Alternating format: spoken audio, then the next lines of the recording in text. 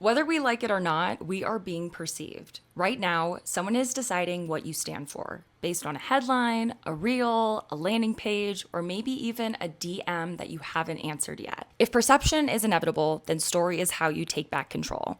My name is Kelly Rocklein. I'm a UGC creator, creative performance marketer, and founder of UGC Pro. I've been storytelling to win clients, build a personal brand, land press, and help brands scale. Founder ads, they work. Thoughtful testimonials, they convert. And the underdog arc, people don't just watch it, they root for it. Look, this isn't about being more dramatic, it is about being more intentional. The world will build a narrative about you anyway. Storytelling is how you write it first. If you're a creator, an entrepreneur, or both, here are 3 truths that have never failed me. Truth 1, it is not what you say, it is how you say it. 2 people can say, I help brands grow, and one disappears while the other becomes unavoidable. The difference isn't information, it's interpretation. When I pitch publications, I don't lead with a resume. I lead with the frame, the tension, the stakes, the relevance.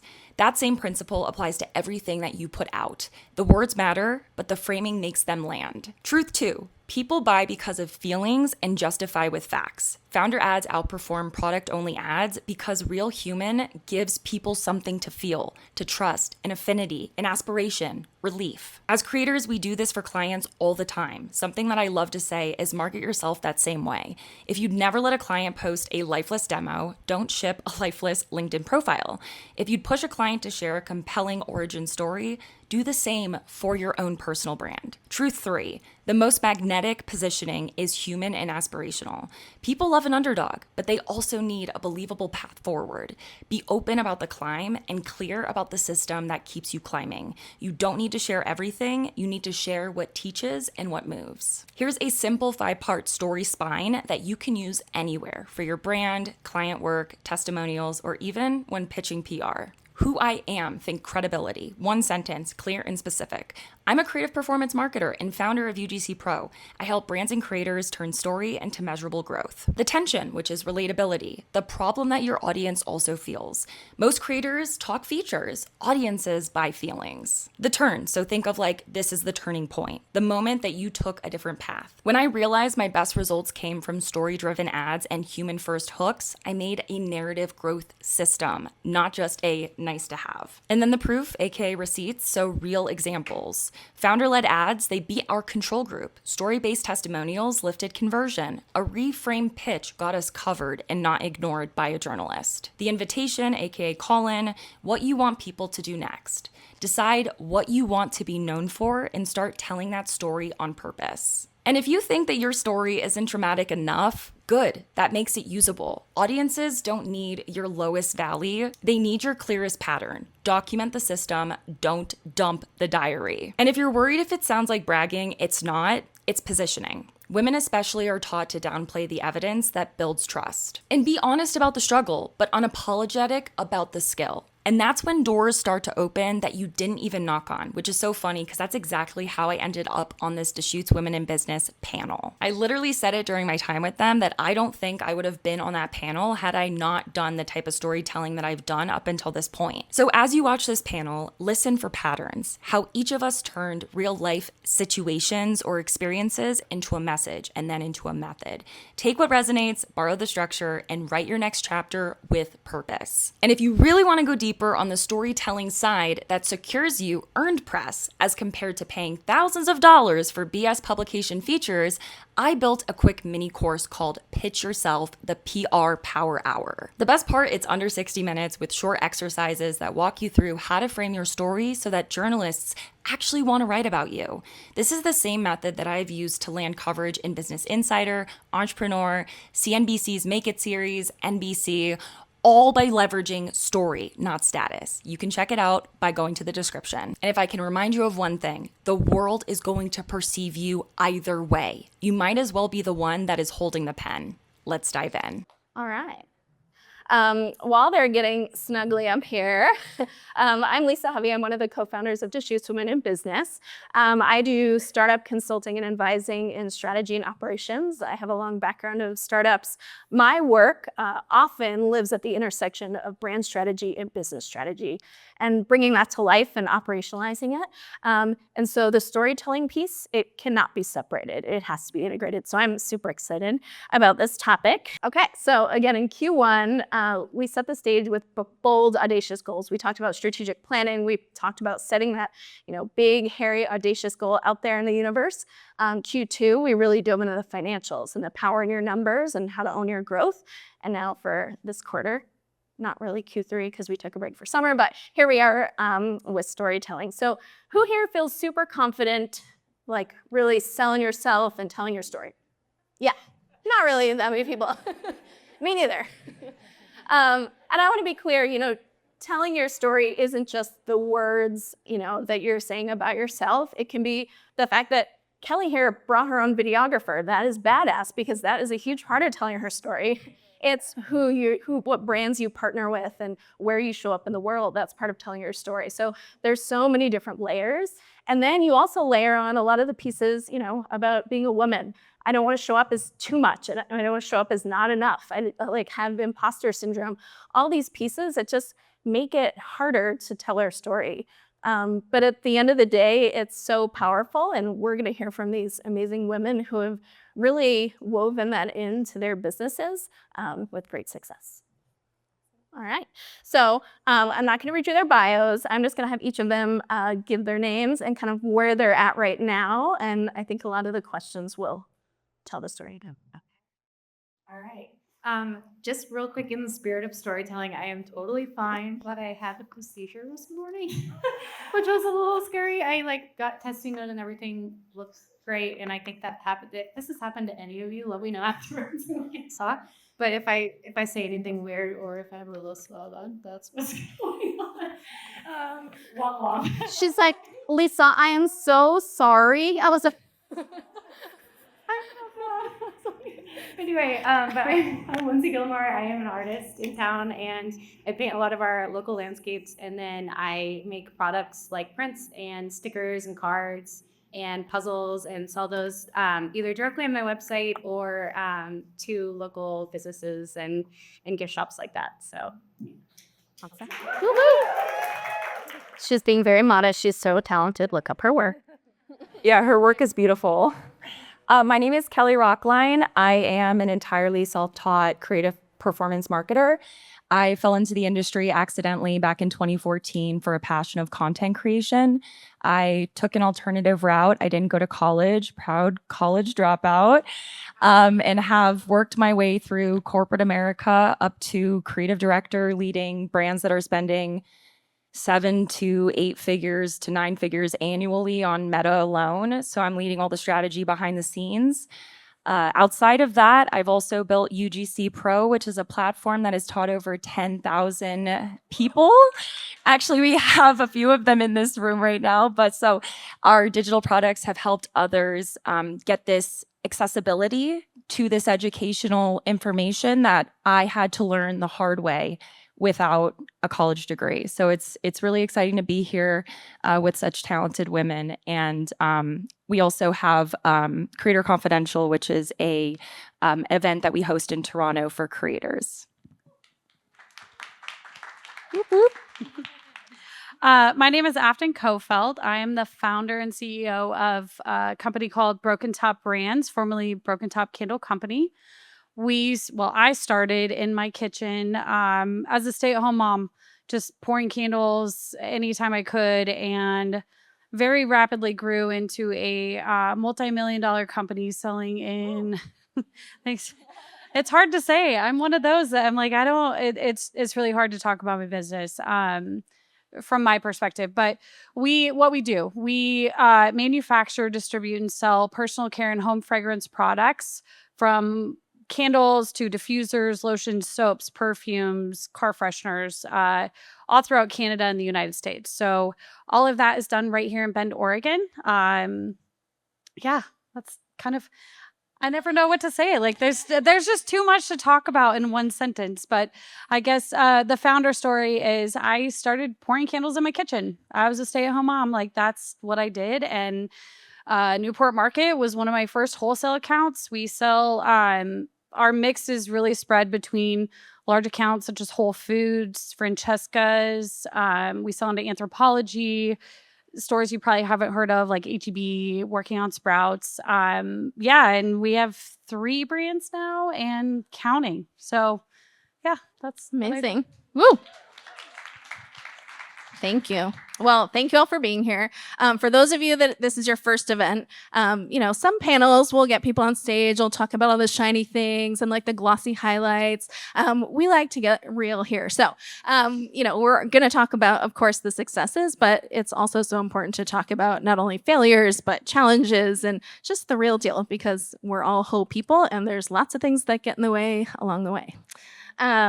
So, all right, we will kick off really grounding the conversation in personal story and how it shaped your work. I'll come to you first here. So give us what brought you to what you're doing now? Okay. All right. So I always loved art as a kid. It was like the thing that I was naturally good at. But you just don't think you can make an actual career in the arts. It's like not often, it's not often done. And so I was too afraid to major in it. So I majored in marketing and advertising. I thought like it's a little bit creative, but it's a more practical choice. My first job was in graphic design. And I mean, I started making coffee for a graphic design agency and like running errands, all those things. But I kept just like asking to do more. And then every now and then there'd be a need to draw like a spot illustration for a magazine. So something to accompany an article. And I kept like throwing my hat in the ring for those kind of opportunities. And my colleagues figured out I could draw. So I actually, for the first 4 years of the business, it was like a part-time thing where I was drawing people's like puppies and babies. so I did that for quite a while. But I never really felt connected to that work. I think because it was all 100% like commission-based. So often I didn't know the baby I was drawing or the dog. And then I also had this wake-up call when I had my own dog and baby and never chose to draw them for my own house. So I think it was just, and I also met an artist friend at the time, and I realized I felt embarrassed to show her my website or like tell her what I was doing. So it was like, there's some sort of disconnect here, and I'm not really sure what that is. I had my first daughter, and it was like, if I'm taking time away from her, I want this to be work that's like meaningful and feels true to me and the things that I am passionate about. I love spending time outdoors. That's like my healing, happy place. And I love hanging like landscape art in my own home. So I was like, I am going to scrap everything, take a big risk, and I'm going to put together like 12 paintings of landscapes, and I'm going to share about, I probably had like, I don't know, 1,000 people on social media at that point, but I was just like, this is what I'm doing because I'm passionate about it. I have no idea if it's going to do well. It probably won't, but like, here it is. I just was pretty open about what I wanted to accomplish and what I was doing. And then they ended up selling out in like a day, which was really, really cool. But I think I also undercharged. So maybe it was that, but it's only like grown from there. And I think that like alignment with like what I care about, what I like, what I personally want to hang in my own home was a big part of it, as well as really being myself on social media, and also just with any sort of like business contact. I'm a pretty like casual, I think I'm a friendly person. So I try to show up the way that I do in real life. I try to like type the way that I talk. I just try to, I don't know, just like be authentically me. And that feels not only aligned, but I think it's like, it's contagious when you have that energy for like really caring about what you're doing. So I hope that answers the question. Yes, amazing. Okay. And that comes through 1,000%. Thank you. Yeah.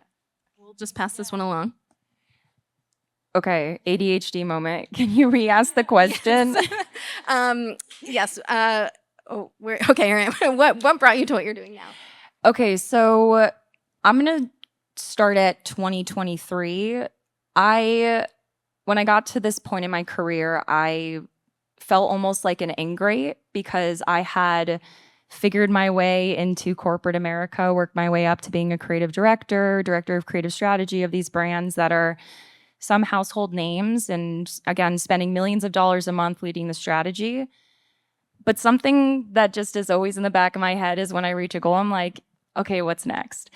And for me at that time, there was a turning point where I was kind of like, while I was working full time remotely as a creative director, I was also doing UGC user-generated content on the side, and I had built a supplemental six-figure income creating content for brands in addition to what was my six-figure salary as a creative director.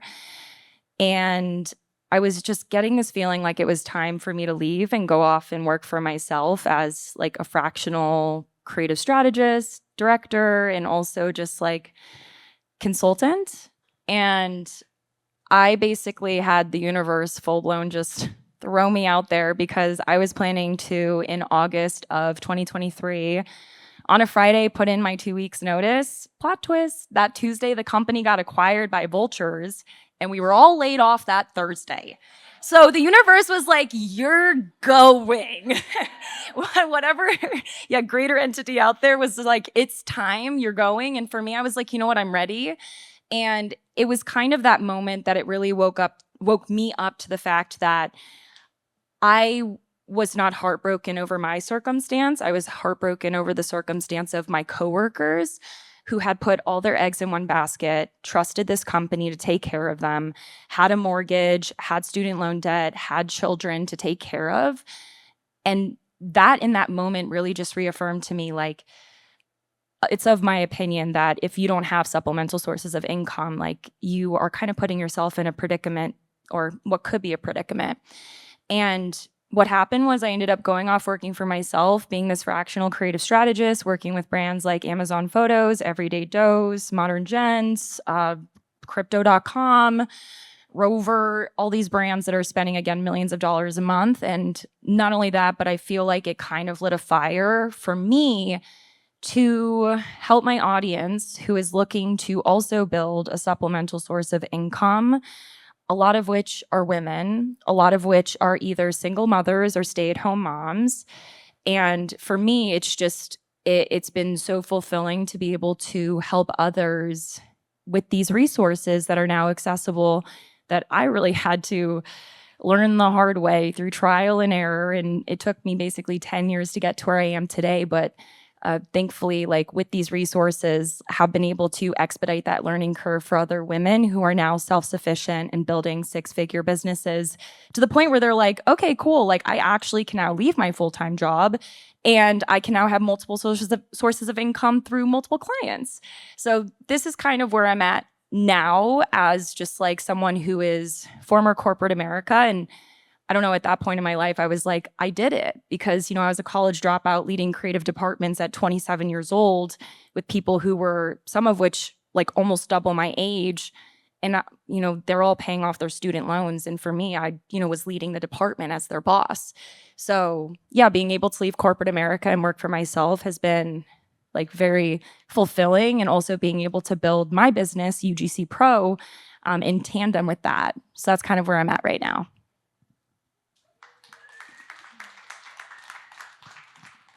Oh boy. I feel like my story is pretty simple. I was a stay-at-home mom. My passion came from creating. Again, I think we can all speak to like the artistic side that are in all of us in some way. Although like my sister's in the crowd, she's a CPA, very financial. We debate on that sometimes. Being a stay-at-home mom, I was a stay-at-home mom, and I had the passion for creating, and I made quilts that I sold and gave to family members. I did jewelry on Etsy, and the candles just kind of stuck, like pouring late at night. And in my kitchen, I too am I never went to college. So kudos to you. And actually, I do not have a GED or high school diploma. So for me, I felt really trapped. I felt stuck. And this was just something that I'm like, the community was wrapping themselves around like everybody loves a candle.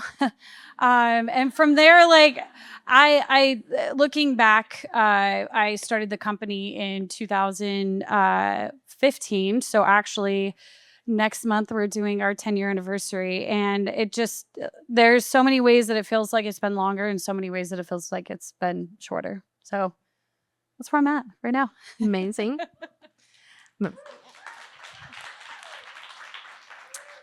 How, and we'll then pass this back this way. How did your identity, or keep it, and then we'll pass back. Yeah. How did your identity shape the brand, business, or community you've built?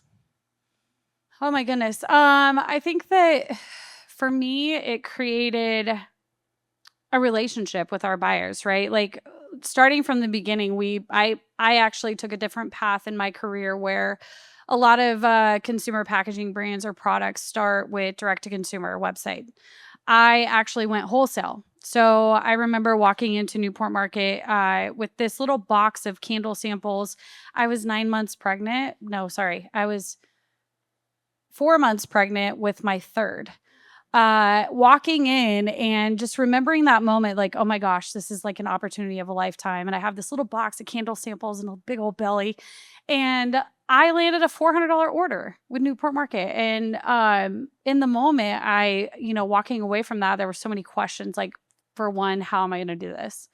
For two, like, why? What is the why? Right. And I feel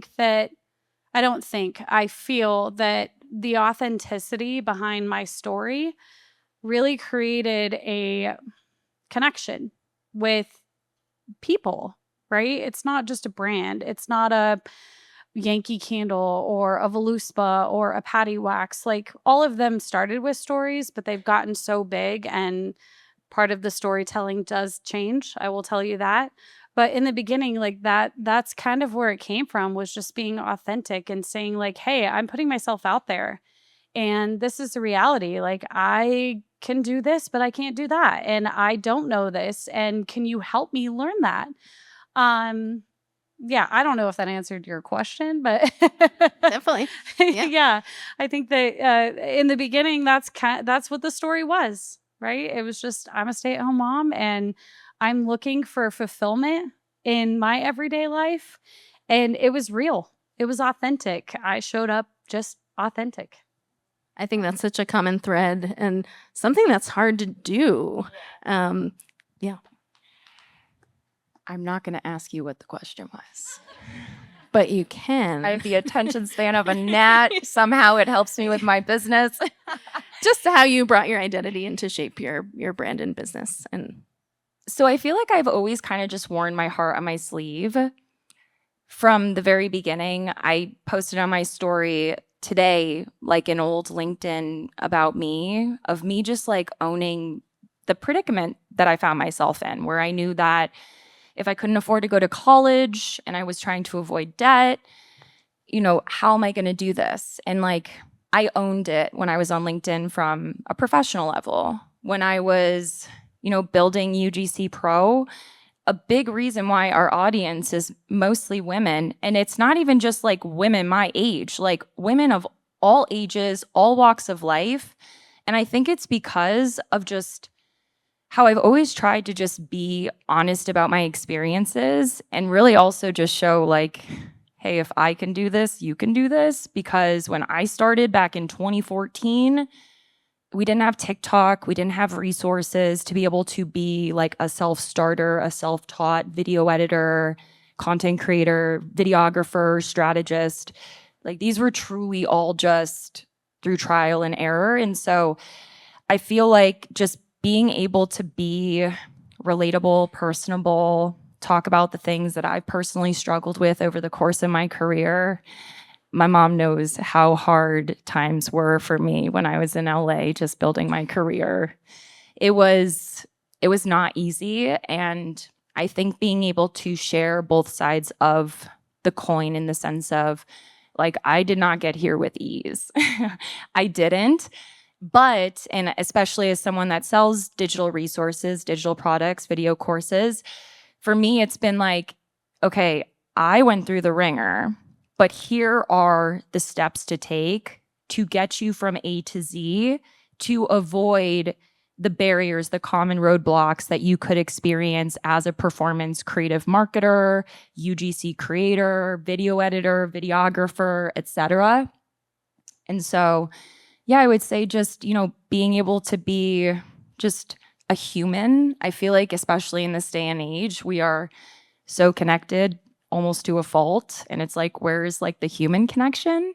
And so just being able to cultivate a community, whether it's LinkedIn, on Instagram, wherever it might be, I feel like just showing up as your most authentic self and owning the not so great moments in addition to, the highlight reel. Awesome. We'll pass it over here to Lindsay. So yeah, how your identity shaped your brand. And then we'll also circle on that of, what advice do you have for people like struggling to connect their personal story and their professional story and how that feels together? I'm so glad I was going to sort of answer the second one because I kind of already answered the first one. I think if you're struggling to talk, it's like uncomfortable to talk about ourselves. Sometimes it feels like you're bragging or, I don't know, being obnoxious generally. But I try to think about like leading with generosity and like connection with people. So I try to like I don't just send like an automated thank you email anytime somebody orders something. It's like a, hi, Susan, thank you so much. I appreciate this. I hope it, it's like a kind of like a personal touch point. I try to reply to every DM. I try for it to be sort of like a two-way street with like those kind of touch points. And then I guess with the content I'm putting out there, I'm trying to like think about having it either be like inspirational, motivational, educational, entertaining, or like relatable in some way. So I try to think like people are actually giving you like time out of their day by following you on social media and like connecting with your brand. So like, how are you going to honor that and like give them something in return? I just think that's just like, it not only does it like feel good to operate that way, but I think it creates those connections. And then when people feel connected to you, they're like far more likely to like root for you and want to support you. Like when I first started, the only people that bought my paintings were like my family and friends. And then it went to like friends of friends. And now it's like people that I may not know in real life, but I think people that feel like connected to me because we've either like communicated in some way or I've like shared enough that they like can find something that they connect with about what I'm about, if that makes sense. So yeah, I hope that helps. I love that lens of thinking about, it's not just a conversation, but kind of what are those really intentional points that you're aligning on. I love that. What advice would you have, Kelly? Oh my God, can you re-ask the question? I'm so sorry. I'll just start re-asking the question. What advice for people do you have of connecting that personal and professional story? So the way that I see it is perception is everything. And I feel like there's a balance that you can find where you can be like your full-blown, most authentic self while also still keeping in mind maybe the platform that you're on. I'm very much my most authentic self on LinkedIn, but that translates differently to my Instagram. It translates differently to my private community with our members. Like, it's one of those things where I feel like being able to just keep strategy top of mind when it comes to how you want to show up and how you want to be perceived. And I say that only because it's like, when we're posting on whatever social platform as business owners, like the goal here is to have this emotional connection because you have to connect emotionally to your audience before, someone is going to like then move on to rationale when it comes to purchasing your product or your service or whatever it might be. And so, yeah, I would say just making sure to just like find that balance. And in a way, I don't know, it's kind of like sad, but like it's just the world we live in where it's like you also want to be strategic with it. And I mean, just for me personally, like I've found that balance where I've been able to like really build a professional presence on LinkedIn, to the point where like even when it comes to strategy for storytelling, like I've been able to pitch journalists from Business Insider or CNBC, NBC on articles because of one, the presence I've cultivated on my LinkedIn. It's not even like I have like an audience on there. It's just like what my profile looks like. Anyone can do that. But then also how I, portrayed myself to them or to a potential client or to a potential student. So I would just say, just keeping in mind where you're building this story and how you want to be perceived. Because as much as, I don't like to be perceived, and I'm sure a lot of people don't, it's like, that's just the world we live in. And it's, I kind of treat it like a game. Do I have to answer that question? You don't have to. Yeah. You can pass it back. What advice do I have? I don't know. I mean, for me, I've talked a little bit about the infancy of the brand, and I'm sure as we dive in, like, my story has changed so much, right? Like, I've only talked a small bit about how it started, but then the steps that come after, right? Like, you start talking to big retailers. You're trying to get into the Francescas, the Whole Foods of the world. And what does that look like to them? Like, the story has to evolve, right? And sometimes it's beyond comfort. There was a point that I'm like, what does this look like? Like, again, the stay-at-home mom story to now, how do I show up and present myself as being a sophisticated businesswoman versus a stay-at-home mom pouring candles in my kitchen? And that's a mild description of the transition, to say the least. I think my advice would be, like, in general, I'm trying to keep my responses short. I'm sorry. No, you're fine. My advice in general would be change. Just change. Like, change is scary. I think that a lot of us, like, fear holds us back from everything. It is scary. And I think that when we can face our fears and say, like, authentically continuing to show up how you've presented yourself. Like, I've never lost sight of the fact that I was a stay-at-home mom and that's what I did. And I enjoyed crafting, and I was like a little addict pouring candles. Like, I liked it. And now it's sad to admit, I haven't poured a candle in 6 years. I don't even know how to do it. Like, that's the reality of the evolution of, like, what happens. And I think, don't be afraid to change. That's the biggest thing. Like, it's scary, it's ugly. But it can bring, like, so many amazing things if you just lean in. Yeah. I'm glad you kept the microphone because I loved all of that. Keep it, because I want to hear more about how that evolution, it's fascinating and, like, brings up so many questions of yourself at every point of, like, how do I do it? Am I doing the right thing? Like, talk more about your thought process and just, over time, how your story evolved and when you knew it was the right time. You don't. That's the short answer is, like, you don't know. Again, to change, I think leaning in to opportunities, like, I think that I lead best by giving examples. 2 examples, like, one of the questions you had was authenticity versus, what was the oversharing, right? Like, the best way to, I guess, tell that story for me is going early on and looking at the beginning of this. Like, the real ugly truth of why I put so much effort into starting my business is I was really unhappy in my marriage and my life as a stay-at-home mom, and I felt really unfulfilled that, like, I didn't have a degree. I had no experience. I was unhireable, right? Like, looking at what that looked like for me to exit my marriage, that is an example of oversharing.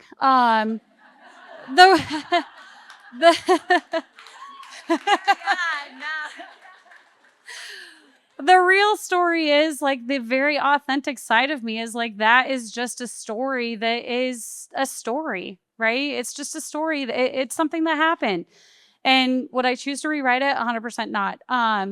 Would I choose to overcome it? 100% yes. And just leaning into, like, again, everything that I said is, like, authentic, right? Like, I was a stay-at-home mom. The truth is, I have 3 kids.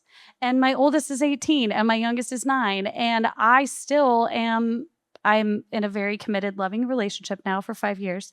But I'm still a single mom. And the truth is, like, even tonight, I'm juggling what I'm doing, right? Like, the kids have football practice and this and that. And it's making choices, and it's choosing to be present when you need to be present and when you want to be present. And sometimes that's selfish and sometimes it's not. But yeah, but I think my story is still there. I'm still a mom. I'm still all those things. But again, like back to like full circle, when you're talking to retailers, big retailers, when you're talking to investors, we actually, pretty exciting news, we just landed our first really big licensing deal for home fragrance and personal care for Billabong and Roxy. Yeah. Amazing. So those are like this. It's balance. It's figuring out like the story. It never ends if you continue to write it, right? Like don't end your book. Don't put a period. Don't put the end. Like just keep writing it. Yeah. I love that. Thank you. Yeah.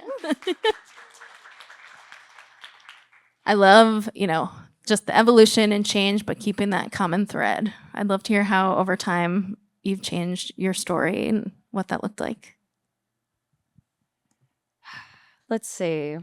So I would say for me, it's been more so going from, like when I think about the phases, it was me owning what felt like setbacks when it came to trying to break into corporate America, owning that in my About Me, to eventually then like kind of over time being like, all right, as much as like an underdog story is powerful, I'm now at this turning point where now I'm shifting. Now I'm trying to really establish myself as, this leader when it comes to direct response marketing.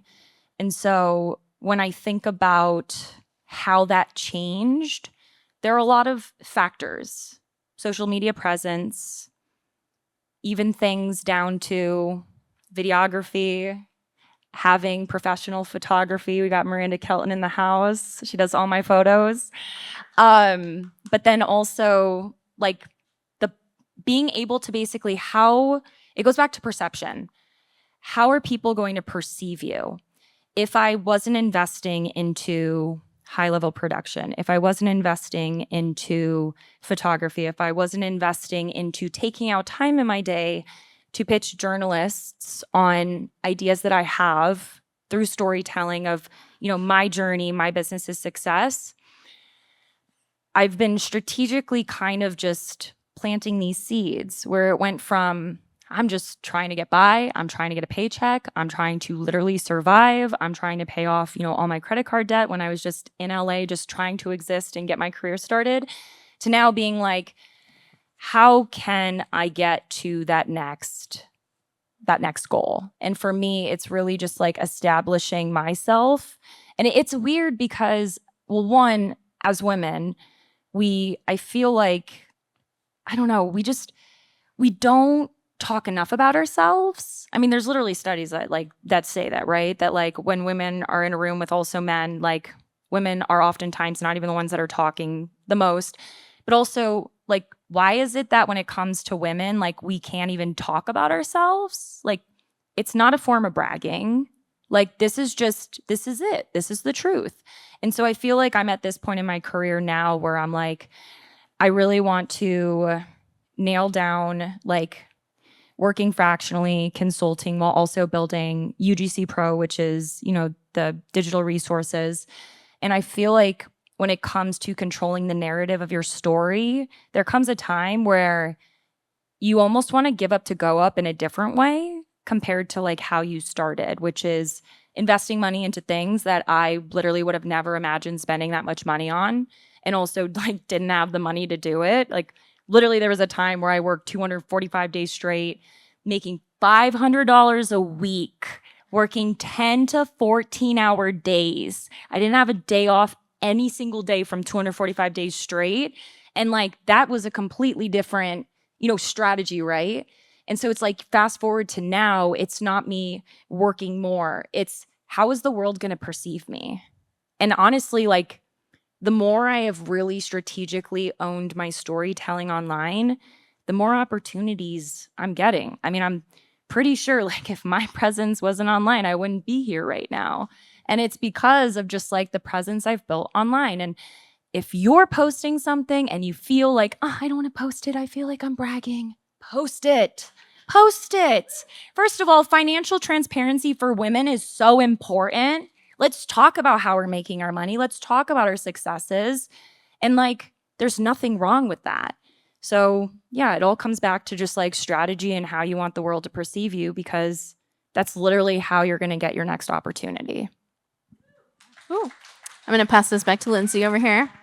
Yeah. Share with us about how your story's evolved. Or so. Sure. Well, Affton, I like don't think that was oversharing. I think that is so. I think your story, like, it's like when you're authentic, it breeds like connection, and so many other people go through that. It's not like you know what I mean? Like, so many people will connect with you and now like choose your candle over the other one, because it's like, you know what I mean? Like, why would you choose between two objectively great candles? It's because you like connect with the person who's selling it and want to support them. I just think it's like, it's very cool. So yeah. And then I'm not sure if this is totally answering the question, but I think it's been hard for me to own the title of artist for a while, because I think sometimes the reaction is like, cute, you know? And I even like, yeah, I know. And I sat next to a guy on a plane and I was like, yeah, my husband's a doctor, I'm an artist. And he was like, oh, so he does what he does, so you can do what you do. And I was like, ah. So I'm like, you hear that kind of stuff, especially in creative fields, a lot. And I think it's almost like my reaction then is to like really downplay it, to like beat them to it for some reason, or like just be like, it's not a big deal. Or when I was still working part-time with graphic design and starting the art, I would never claim the artist title, but I think it's still something I have to work on. But just like claim it, because nothing's going to change that perception of arts unless you believe it yourself and like live into it. And then I'm working on like beyond the art, I'm going to try to put together a course for other artists. And it's like, I've got to be confident in what I'm saying and who I'm claiming to be if I want anybody else to look to me for anything. So I guess just like, don't be afraid to like claim what you do proudly, and yeah, and just like own it. So yeah. Ooh. Yes. Take the word tryout. You're going to make courses. Yes, that's true. Also, I'm still being doing very it. modest. I think you shared something on Instagram that you made more money than your husband, doctor, from Last like year. all your strategy. Yeah. So I didn't. I mean, I should have told that to the man on the plane, but I didn't. yeah, that was my next question. If you were like cute, I know. Yeah. Let me tell you something, sir. Yeah, but anyway. amazing. How are you feeling? I feel okay. Okay, Yeah. good. Thank you. Yeah. Perfect. All right, how are we doing on time? I could talk forever. We'll have time for questions too. So, yeah, how, when you talk about sharing your story to grow your audience and sales and credibility, like how do you actually do that? Where do you start?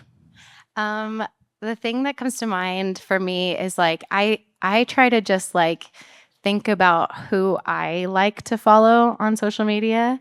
And it's usually, I gave this example on social media the other day, but I love following home influencers. And I love it when they take you along for like the whole journey. So they're not just like, here's the pretty polished, perfect room. They're like, I have this idea. I don't know if it's going to work. I'm going to take you along to the store. I'm going to take you along as I try this thing. And, oh, it didn't work. Let's fix it. And then you just feel so invested when you're getting like that entire journey. I also feel like everything is an ad these days. Like there's suggested posts and there's ads and everybody's trying to get you to sell something. And I find myself, I just try to be reflective of like my own behavior on social media. And I find myself just scrolling quickly past anything that looks too perfect because I just assume that it's an ad. So I'm trying to I guess just like make sure I'm telling that whole story and getting people invested in it, and almost like being myself more than having it be like perfectly professional, polished all the time. So I don't know if that helps. Yeah, but okay. So for me, when I think of this question, it's between like two very different types of vibes, just because for LinkedIn, I'm looking to attract, CEOs, directors who are looking for someone to help them with consulting, versus for Instagram, my audience I'm looking to attract are students to be able to teach them either UGC, creative strategy, etc. And so when it comes to posting on social media for cultivating this audience of, creators that are looking to be able to monetize this skill set, especially without having to be an influencer, which in my mind, I'm like, that's like the best version of it, is you don't need a following. You just need to be good at content creation. That's great. So I look back to when I first started posting back in summer of 2022, specifically for this brand. And the reason why my TikTok blew up within like 3 months, 0 to 60,000 followers, wasn't because I was perfect. It's not because it was the highlight reel. I was value first. It sounds so silly saying it as myself. I've had women cry when they meet me saying that my free resources helped them get out of a marriage that they couldn't afford to, because they then had financial stability to do it. And it's one of those things where like when I think back on like what I did right back then, and it was just because I was free information first, yet still have been able to have people buy our video courses. Why? It's because we're value first. It's because I'm not gatekeeping this information. If you take the video course, it will expedite your learning curve. But I'm sharing this information for free. And it's because of our mission, which is to make this information as accessible as possible, which is rooted in the fact that when I was a senior in high school and everyone was so excited to be going to their state schools, I was like working 3 jobs. I was cutting class. I don't even think you knew this, Mama. I was cutting class to go work at Pinkberry to be able to afford my next semester of school. And like, I didn't even tell her when I went and got the job at Pinkberry. I just hopped on a bike one day and applied. But it's like one of those things where it's like, as long as you are just value driven first, it will come. Like whatever it is you're seeking, it will come. And it might not even be in the way that you're expecting it. Like when you put this out on the internet, you get connected to such incredible people. Your network is your net worth. So even if you're not getting like your time paid through whatever you're selling, like it will pay off because you're also building this personal brand online. And I mean, this goes back to what I said before, which is the best way to stand out these days is being your authentic self, not being perfect. Like literally when I think of ads today that are doing really well, they're like TikTok shop style in the sense of like they're just talking to their phone. And like also you're like, everyone's trying to sell these days. I'm like, ooh, I'm guilty of that. I work with brands that do that. No, you know what's funny though? When I introduce myself, I say, oh yeah, or not introduce myself. When someone asks what I do, I'm like, oh yeah, you know those ads online that get really annoying? Yeah, I'm the brains behind it. But yeah, so just being value driven first, I think is like the most important thing. And like, in my opinion, like something good is going to come your way, even if it's not what you're necessarily anticipating.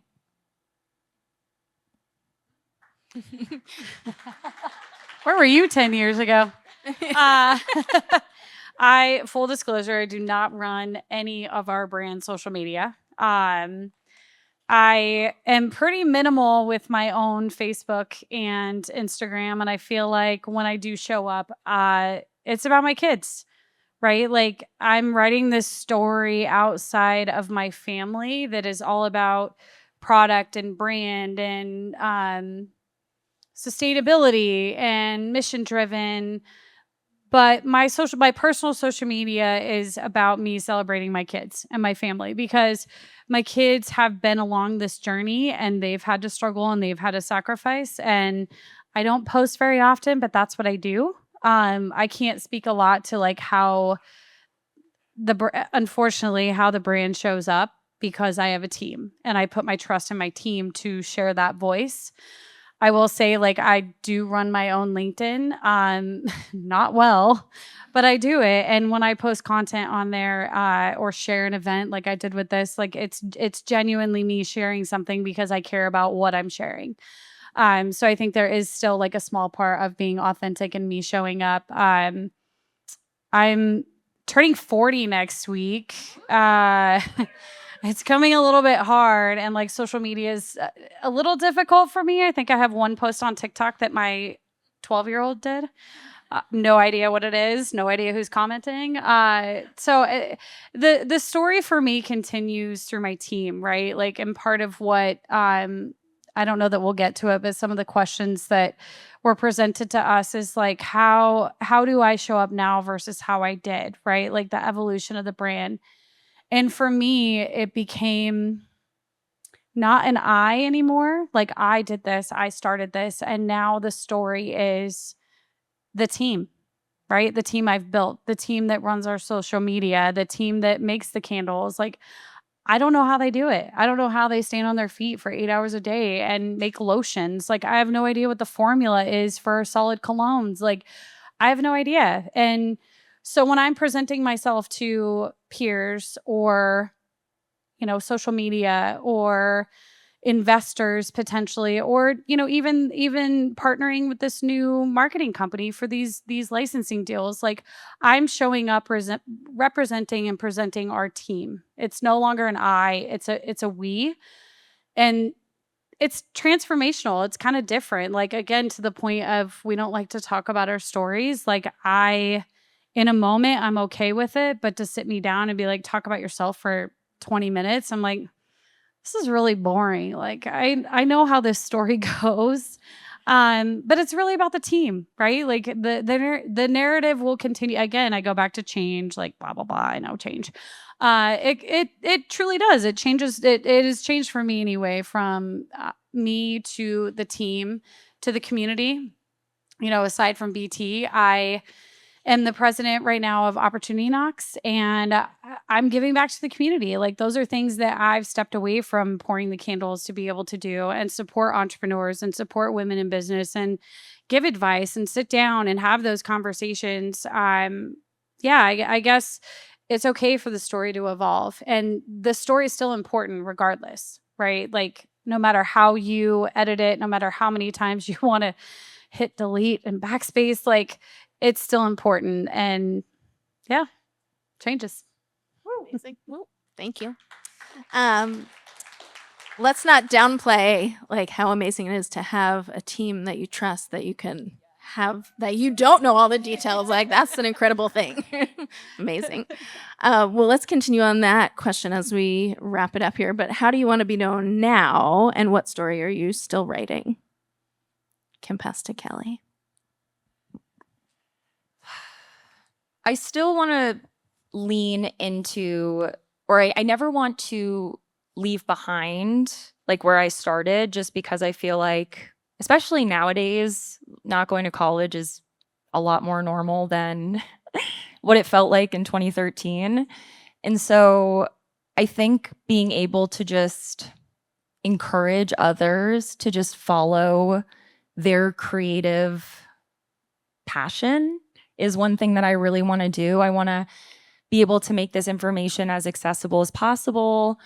Like, when I think about even how you had mentioned, like, oh yeah, like, you know, like being an artist, you know, I felt that way, where it's just like, oh yeah, you just got your little phone, you're taking your video, it's always so cute. Like, but it's just like, it's wild how incredible this opportunity is in this day and age. Like, to be able to build such an incredible, successful business and being able to market yourself online, it's just like, you have so much opportunity. And for me, I feel like I just want to reaffirm that there is a way to make money online regardless of whatever you're doing. But yeah, for my audience and like what I, you know, am really working towards is really just proving that it's not even just me that's doing this. Like, every time that we have like a mentee, a student that is able to build a successful UGC or creative strategy business,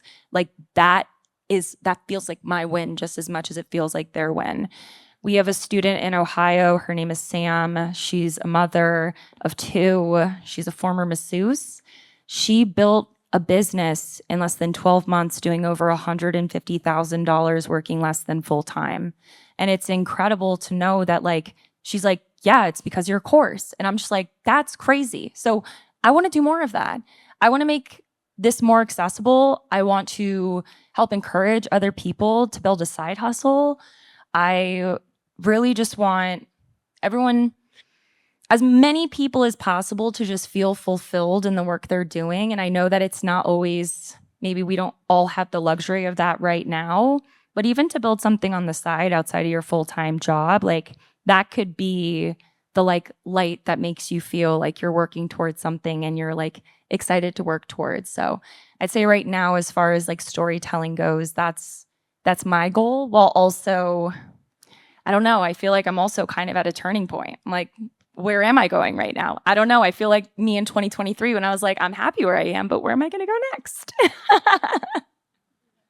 Awesome. So how do you want to be known now, and what story are you still writing? So like bringing it back to having like a spouse in the medical field, and like 99% of my friends are too. And I've always felt so much like there's so much inherent value and like good that they're bringing to the world. And for a while it was like, okay, I draw pictures, or like whatever. But I've heard from like customers about like how I've made them feel, or I've painted something that like brings them joy to look at every day. And I hope they're also like remembering the interaction that we had as they look at it. People have really helped me realize that there is so much like value and like goodness that I can bring to the world with art as well. So I guess I really just want to like, I don't have like aspirations of like growing this huge brand or having a team. I think I like it small. But I just want to like make an impact on my customers beyond just like, that's a pretty painting, I want to hang it in my house. But like, did I make somebody feel something when they saw it, or feel like seen and cared for like in our interactions? Or like inspired. Yeah. So I just want to like put good into the world. So Check. yeah. Thanks. Yeah. Amazing. Thank you. All right. I think we'll open it for questions. You guys good with that? Awesome. Thank you so much for sharing all that. So what we'll do is feel free to raise your hand and you can stand up and ask a question. I'll just repeat it so everyone can hear if we want to do that. Or yeah, we can take the mic too. Hand that, and then I'll hand it down the way. Dani has a question. Can I actually ask a question to the audience with the answer by show of hands? Sure. Okay. So we heard a couple incidents of some snarky bullshit upon storytelling. So I just want to see by a show of hands who else has had that happen when you've told your story to somebody, you've gotten a response of snarkiness or condescending or just like crappy, just shit. Yeah. So solidarity in numbers going forward, right? Your energy is precious. But what I really wanted to ask was, can somebody talk about the dilution of content and like genuine storytelling with the rise of AI? Please and thank you. Listen. Oh, I'm sorry. Hello, I'm Dani. I work as a fractional head of people in early to growth stage startups. All right. Does anyone feel equipped to talk to that? So it's funny because I did a speaking engagement for, it's called motionapp.com, and literally my topic was how I'm not scared that AI is going to take away from the content creator space.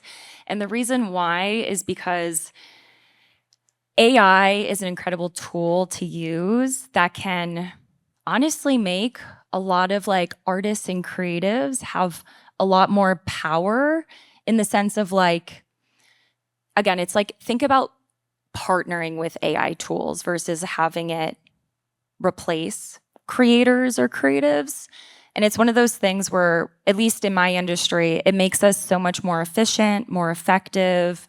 It helps me flesh out ideas. I'm not just like, write me a script. I'm like, I'm brainstorming, I'm transcribing top performing ads, I'm finding trends. And it's one of those things, like, even from like just social media in general, just even based on all the studies that I'm seeing now, people want real people. Like, not to say like AI, there is some like AI art out there that is really cool. And I know that a lot of people feel, you know, strongly about it one way or another. But at least when I did my keynote for Motion, I was like, hey, this is a tool. It's not going to replace, you know, content creators. It's not going to, if anything, like, the more there is of it, the more resentment there is, at least even in the like ad space. Like, you can tell it's an AI ad, even if you can't tell. There's going to be regulations taking place soon. The content, what is it called, sweetheart? The Content Authenticity Initiative. Yeah, so there are a lot of like nonprofits out there that are now starting to like connect with a lot of like really big name brands and social platforms. So there's going to be a time where like it's going to be labeled AI. And so what I like to think is AI is a form of art, the same way that I'm sure photographers felt back in the day when we were going from what was once a camera to digital. Like, it is going to be a form of art, but it's just one format of it. And we're still going to want like real human connection. Thank you. Any other questions? These lights are bright. I cannot see this direction. Oh, there's one over here. Yes. Hi, my name is Devante. I am the founder of Priestess in Jeans.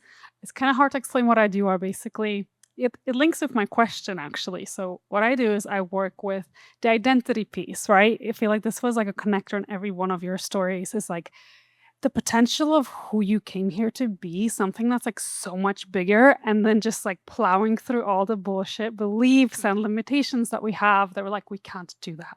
So my question would be for whoever feels like answering, or maybe all of you, is what is like the one piece of advice you can give to someone that's maybe like has that vision, but they're like, oh, I'm too scared, or like, I don't know if I could do this. Like, what give you the fuel to get where you are? Love it. Who wants that one first? Yeah. Oh, sorry.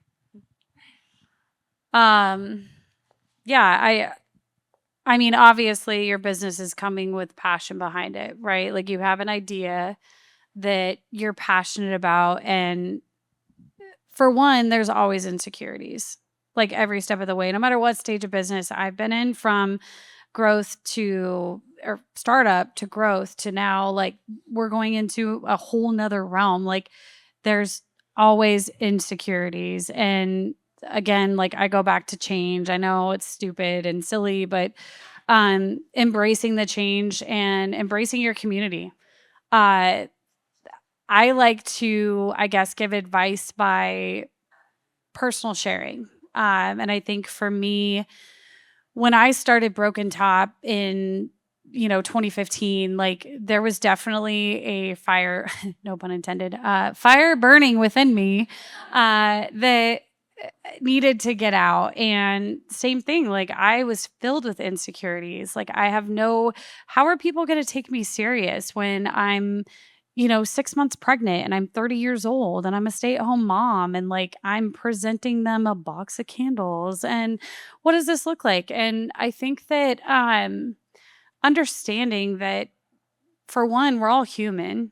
Like, we all have insecurities, we all have struggles, we all have things that we're good at and things that we're not. And I think coming in with conviction, like, people understand where your strengths are based on the story that you're telling, right? Like, my story was the passion behind the ingredients. Like, that was the pivotal moment, I think, where we started growing. Was I went from just making candles, right? They were paraffin based. Nobody knows this. They were soy paraffin based, so they call it a parasoy blend, which most people like get away with calling it a soy blend. It's bullshit. Don't buy it. To then like, why am I making this product if it doesn't have a meaning? And that's part of the evolution of our storytelling as well, is like, okay, find a meaning and stick with it. And I think that initiative behind us going clean and green and making like good products for your home, that was an easy way for like me to deter the attention off of me and the insecurity and say, okay, this was my story, but like, let's evolve the story. And what do people want to hear? Right. And that's always a scary question, even now, like getting up here on stage 10 years later and having a multi-million-dollar company. I'm like, what do you guys want to hear? Like that insecurity never goes away. And I think that listening and again, being authentic, that's a word that has been said a lot tonight. And leaning into the community. Like for me, one of my favorite things, I speak at OSU Cascades every year to the entrepreneur class, actually a couple times a year. And my favorite piece of advice, Todd Lawrence is a teacher and he loves to end his class. He's like, Affton, what is your favorite piece of advice to give aspiring startups? And I say it the same way every year. And I said, Todd, if you fail in this community of Bend, Oregon, you're an idiot. Actually, there's profanities involved in what I say. But the community here is amazing. And I think that they can help you anywhere from like kickstarting to struggles to the insecurities. And again, leaning into what your strengths are. Like Bend is an amazing place to own a business. It's a hard place to grow a business, I will say. But the community here is awesome. Like, look at this presence. Like I've never been here before and this is amazing. Like a round of applause to all of you. Like this is great. Yeah. Hopefully that answered your question a little bit. So you want to end? You looked like no. I know. I'm like, I'm like, yeah, okay. Okay, yeah. We can do one or two more questions. Cannot see you. Perfect. Here's one in the front. Hi, I'm Elsa. I'm a muralist, content creator, lots of other things. I'd love for you all to speak more, or someone speak more to like pricing strategy. That's like probably one of my biggest insecurities, and I think it's a thread amongst women. We don't have the audacity of a man to ask for a lot up front, so I'd love to hear like any advice or experiences about money. I like money. Yeah, I want more money. Your value and your story are tied so closely together. Who would like? I can start. Hi, we've been Instagram friends for a while. I'm glad to meet you. This is the connection I'm talking about. I think I started like way too low. So I think I was saying it like sold out but I also think that created this culture of like, or this idea that like my work sells fast, and it's created this. I wasn't trying to like create a sense of urgency, but I actually think that's like sort of helped me. But I basically just like picked something that it's hard to know like what to investigate what you would pay for it, because it's like you can do it and it's easy to you. So it's like I personally probably wouldn't spend thousands on a painting because I can make them. So it's like, yeah, looking inward, but also like asking for advice, trying to like think a good starting point, but then just not being afraid to like change it. I usually like, if I find things are selling really quickly, I'll inch it up a little bit. If they're not, I inch it down a little bit. So just like, don't let yourself be like locked into the first thing you pick. It's sort of been like a trial and error over the past however many years. So that's my answer. Yeah. I'll just add that, at least for me, like, which is like very service based in the sense of like doing fractional creative strategy, like I've looked at what others are charging and I'm like, okay, well, if I'm more advanced than them, then I should charge this. But rates in general, regardless if it's hourly rate, product, whatever, I feel like it's just like the question of just being in business, and it always feels so uncomfortable. But like, over time, like you had said, like based on demand, you raise it, you lower it. Like my hourly rate started out at $25 an hour back in 2015, and now I'm charging $175 an hour. So it's like, oh, if demand lessens, okay, well then it'll be $150. It's just like, yeah, just kind of just going with the flow of things. But definitely look at someone that you would consider like a competitor. Also, at least for me, like the UGC community online, like we're very like open about rates. And I feel like there's got to be like other muralists out there and like content creators specifically in your niche that like would be willing to have a conversation about these things. And a lot of them are online who are like willing to just have a candid conversation. Yeah, mine's a little different because I have product, but I think, a lot of research kind of went into where we wanted to be. But at the forefront of it, it was like, okay, where do we want to position ourselves in the marketplace? Do we want to be the cheapest option?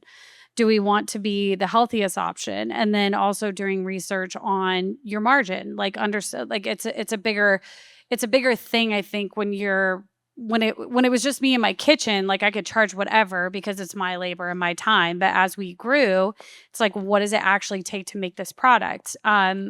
With that, I will say that we have two prominent brands right now. One is Broken Top that, most people are familiar with. And then we also have Ostiloo by Broken Top Brands. And that is like our lower price point line. So it's the same like good ingredients, but it's more giftable, more on trend. And it was like, for us, we hit a pinnacle where we were tapping out in the market as being a boutique brand. And there's only so many new accounts, so many consistent accounts that we can maintain. But obviously, like my goal was to grow the company, not just stay like this mom and pop tiny shop. I didn't want to be, what do they call it, lifestyle business. I wanted to grow. So Ostiloo, the strategy was like, okay, we know we want a lower price point in the marketplace.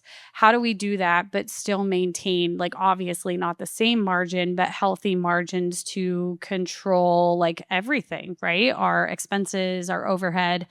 So there was a lot of strategy that kind of went behind that. But I think for us, it's easy to like look at our competitors who we're at with both brands, who's competing with us. We're not the cheapest. Like I would consider PF Candle Company probably our most direct competitor on the West Coast. And our soy candle is $2 more than theirs. And it was an overall strategy that we're like, okay, this could either bite us in the ass or it's going to be good. And we held to it. And that's a hard thing to do when you have people like coming at you saying like, why are your prices more expensive? And it's, well, our labels are more artistic, right? Like than Patty Wax, or like trying to upsell the value of what your brand is. I think that in our minds as not just women, but like business owners in general, we have this insecurity about like where we're placing ourselves. And I think that go in with conviction, right? Like understand your competitors, go in with conviction. I think that there's a really crappy strategy of like overpricing yourself. But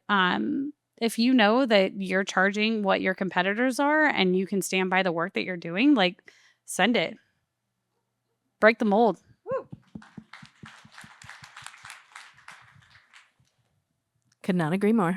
When you build a brand and not a product or a business, and you can charge whatever you want. They will come. Amazing. All right. So we will let some more mingling time. Huge thank you to all of you for sharing all the things. Big round of applause.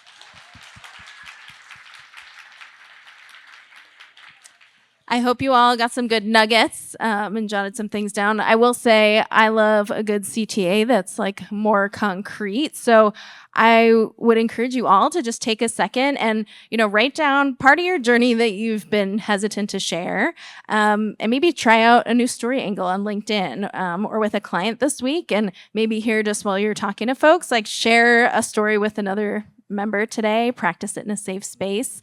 But I think it's important for us to get comfortable being uncomfortable, and that's something we can continue to practice. So write down those tidbits and be brave. It's a safe place. All right, if you made it this far, I hope that you were walking away with clarity, not just inspiration. Storytelling isn't a marketing trick. It is the filter that shapes how people understand you. Every founder on this panel started with uncertainty. What made their stories stand out wasn't perfection, it was perspective. They shared what they were learning while they were learning it, and that's what made people care. Storytelling is not about chasing algorithms, it's about creating alignment.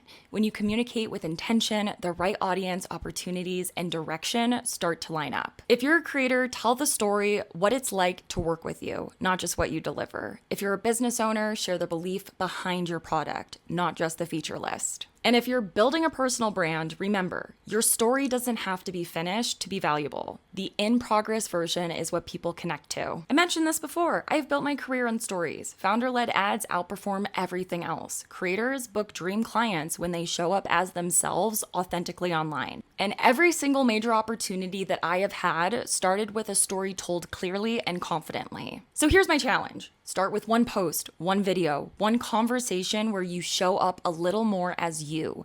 Don't wait for the perfect ending. Tell it while it is happening. Because again, the world is going to perceive you either way. Your story, told clearly, confidently, and consistently, is how you decide what that perception will be. If this conversation helped you see the power of story and you're ready to start pitching yourself for media features or press opportunities, check out the Pitch Yourself PR Power Hour. Again, it is a short, actionable mini course that shows you exactly how I've pitched and landed features in Business Insider, Entrepreneur, CNBC's Make It series, the list goes on. Without a publicist, just storytelling strategy. Again, it is linked in the description below. Thank you again for watching. Use storytelling not just to sell, but to serve. Now go write the next chapter on purpose.